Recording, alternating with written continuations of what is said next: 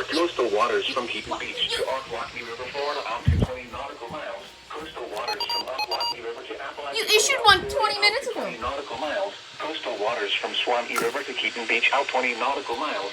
Waters from Swanee River to Apalachicola, Florida, from 20 to 60 nautical miles until 5:15 p.m. Eastern Daylight Time.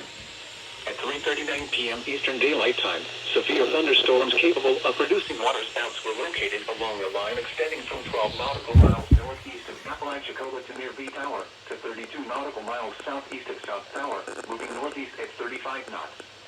Hazard, waterspouts and wind gusts to 40 knots. Source, buoy. Impact, waterspouts can quickly form and capsize boats, damage vessels, and create suddenly higher waves.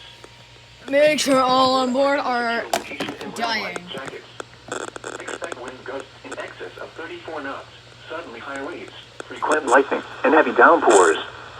Make sure all on board are wearing life jackets.